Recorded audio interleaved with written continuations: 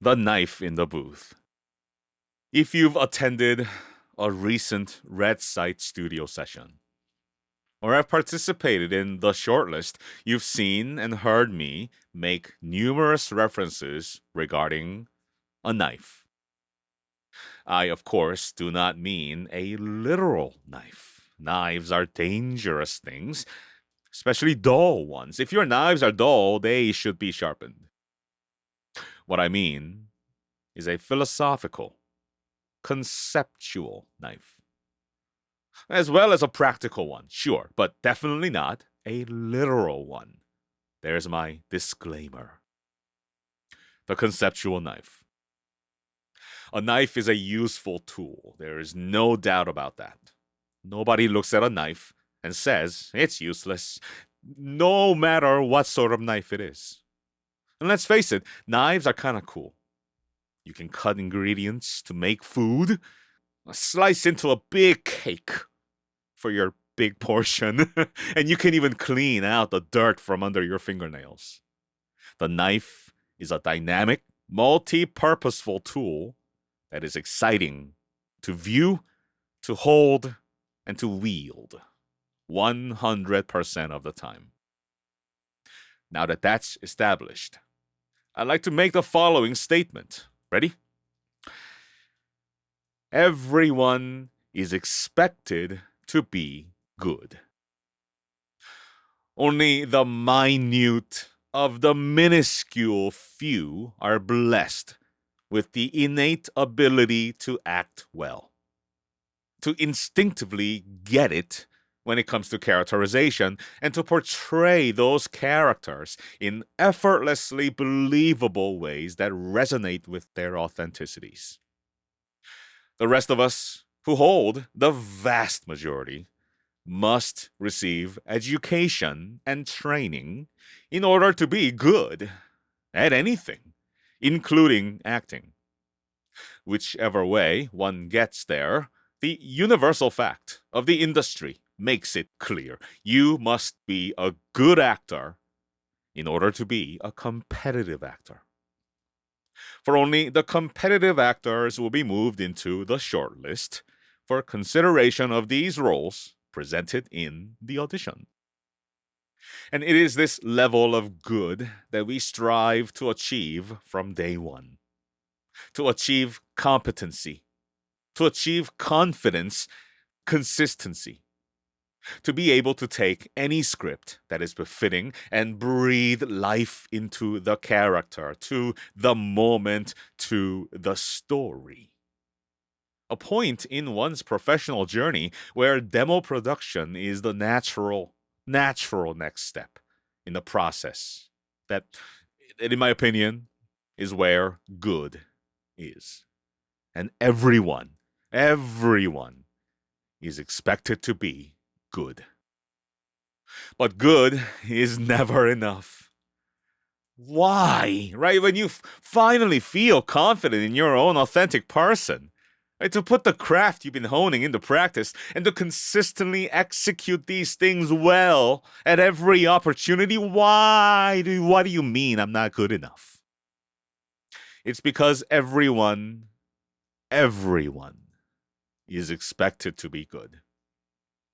And because everyone is good, because it is the bare minimum expectation, you have to be better than good. What does that mean?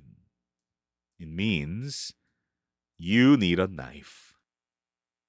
Out of 100 actors standing around in a green room somewhere, who are all good actors, deserving of their existence in this room, by the way, the one holding a knife will be the one you'll notice the most.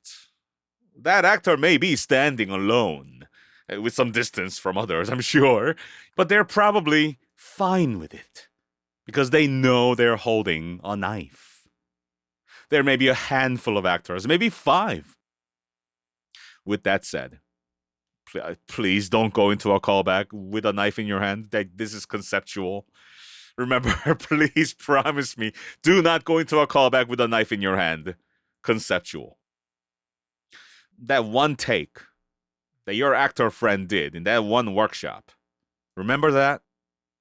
The one that lives, rent free in your head to this day. What about that one moment in that one video game where that thing happened and you are like, when that one guy said that one thing and straight up dropped him from top of the building and he fell down, down, down, down and went splat on the pavement during Christmas? Yippee-ki-yay, remember? Those performances had knives. Indication and evidence of a knife. The actor was holding a conceptual knife, and we, as audiences, were happily stabbed with the knife. Better yet, we happily, voluntarily ran into the knife.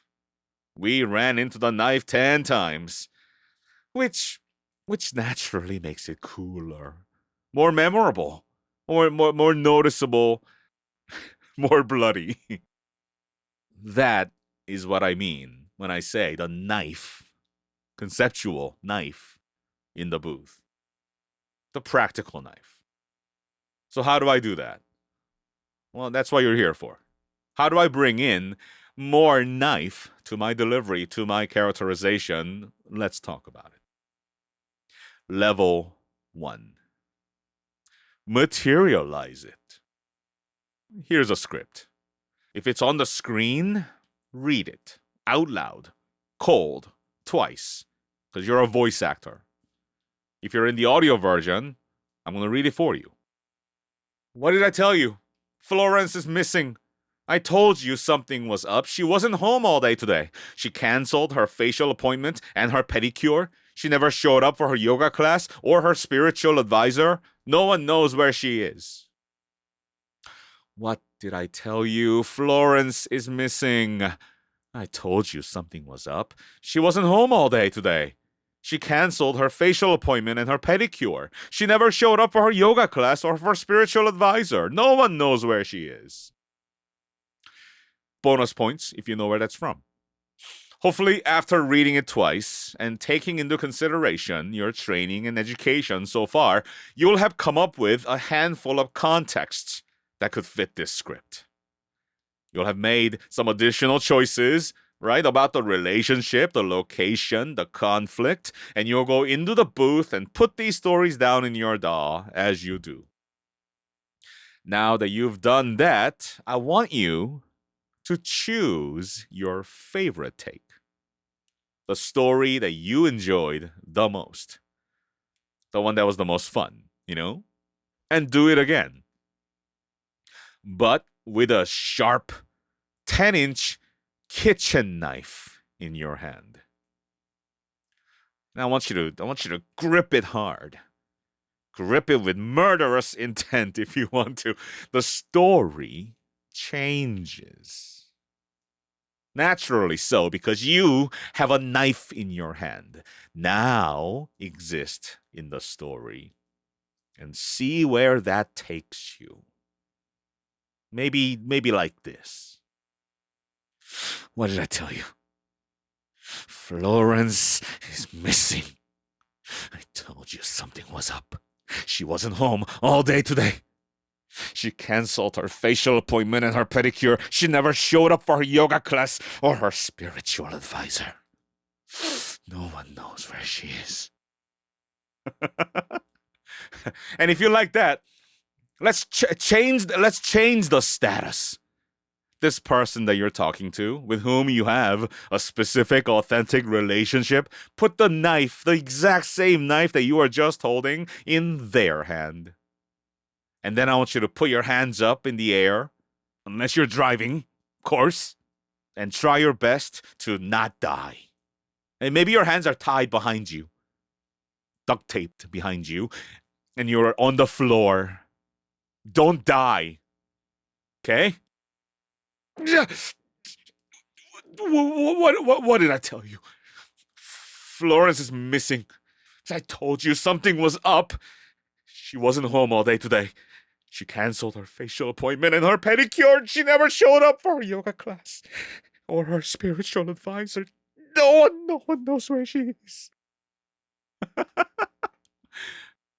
It changes things, does it not? This knife. And realistically, could you put a knife in your or in the other person's hand and play in this audition story? You could. I bet you could. Every single audition, I bet you could. Level 2. Use it. Same thing as before, but as an additional step to make it even more interesting. Do something with it. One possibility could be that you'll stab this person somewhere. Somewhere in the script. Where will you stab them? In the neck? With the precision of a skilled, experienced assassin? Or multiple times in the torso, very messily, because you've never stabbed anyone before in your blind rage? In the spleen? In a single surgical, swift motion? Underhand? In a decisive kill shot? Maybe. Maybe you'll point the knife at yourself and threaten to end your own life if the other person in the story doesn't comply with your demands. Try playing with it. Lick it. Clean your fingernails with it. Throw it across the room and have it embed itself on the wall 1.5 inches away from their left ear. Make it Tarantino. Cut off one of their ears and enjoy it. Do something with it. And then give the knife to them and have them do something with it. The possibilities are endless for this conceptual knife. Not a real one, not a literal one, please. Level 3. Make it into a habit. At some point, driving became an automatic behavior for you.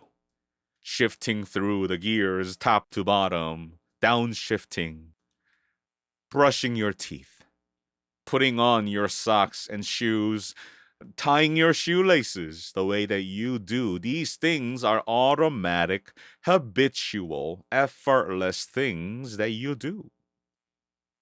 Make the knife in the booth a habitual, procedural normalcy so that your take 1 automatically includes a knife. So that at the end of the second read, the second cold read, you can see the knife in the story.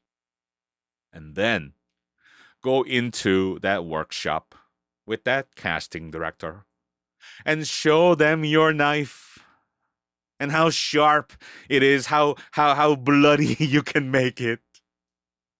And leave an impression that they won't soon forget.